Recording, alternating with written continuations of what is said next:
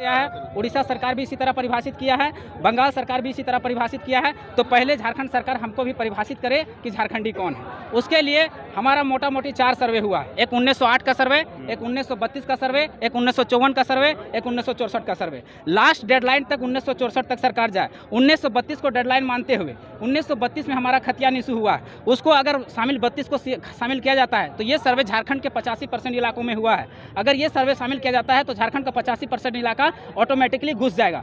अब बचेगा 15% इलाका जो कोल्हान का क्षेत्र है, जहाँ सर्वे 1964 में हुआ है। अगर ये सारे सर्वे को अगर शामिल कर लिया जाता है तो पूरा झारखंडी कवर हो जाएगा। इस आधार पर झारखंडी को परिभाषित करें, जिसके हाथों में खतियान है वही झारखंडी है। अगर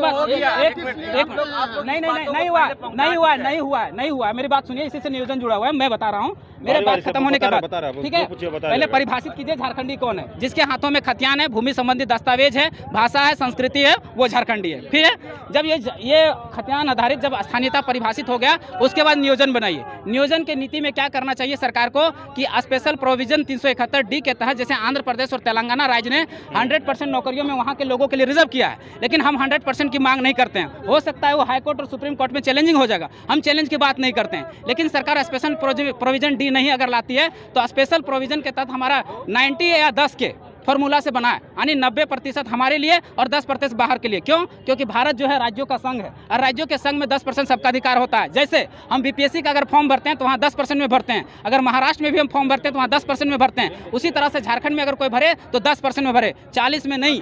ठीक है, ये सुझाव, एक मिनट, ये सुझाव आप देने अभी आए हैं या आंदोलन करने आए हैं? आंदोलन बहुत बार दिया नहीं, वो उसी पर जुड़ा हुआ है। मैं तो बात कर रहा हूँ ना, मेरी बात को सुनिए। हम इसलिए कि यहाँ जो 60-40 की जो नीति सरकार लाई है, कह रही है कि अब यहाँ पर 60-40 की नीति से सारी वैकेंसियां ली जाएंगी, जो नहीं चलेगा।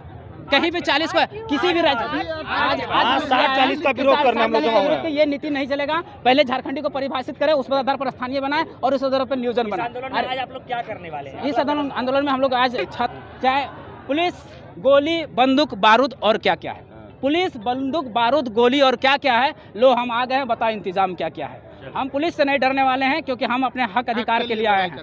हम चिटकेंगे, हम दरकेंगे, हम टूटेंगे, हम बिखरेंगे। हम चिटकेंगे, हम दरकेंगे, हम टूटेंगे, हम बिखरेंगे। इस मिट्टी से जन्म लिए, इस मिट्टी में मिल जाएंगे, पर अपना हक, अपना अधिकार से हम समझौता नहीं करेंगे।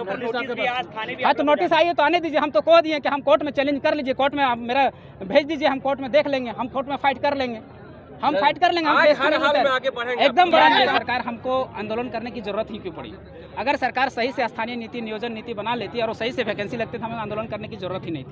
लेकिन इस सरकार 3.5 साल में जो वादे करके आई थी उसमें से एक भी नहीं पूरा की। पहले बोली थी कि 1932 से खतियान आधारित हम स्थानीय नीति बनाएंगे, फिर नियोजन नीति बनाएंगे, जिसमें से नियोजन में से हम यहीं के बच्चों को, जो झारखंड के बच्चे हैं, अधिक से अधिक यहीं के लोगों को रोजगार, यहीं के लोगों को नौकरी देने का प्रयास करेंगे। लेकिन आज 3.5 सालों की सरकार में कुछ भी वादा पूरा नहीं कर पाई है। उसी के लिए और जो नीतियां बना रही है, पूरे का पूरा उलूल जुलूल नीति बनाई है। अभी कुछ दिन पहले पेपर कट में आया कि ना तो 1985 का जरूरत पड़ेगा, ना 1932 का जरूरत पड़ेगा। जिसके हाथों में जो भी रसीद है, कॉलम में कुछ भी से मतलब स्थानीय बन जाएगा। अब बताइए, इस तरह से स्थानीय बनेगा तो कोई भी बाहरी आदमी के यहाँ के बना लेगा। क्या हम महाराष्ट्र में, क्या गुजरात में हम इस तरह से स्थानीय बना पाएंगे? क्या हमको वहाँ मौका मिलेगा? नहीं मिलेगा। और ये जो 60-40 की नियोजन नीति है, वो स्थानीय नीति से ही कहीं जुड़ा हुआ है। तो सबसे पहले कहेंगे सरकार को कि सबसे पहले सरकार परिभाषित करे कि झारखंडी कौन है।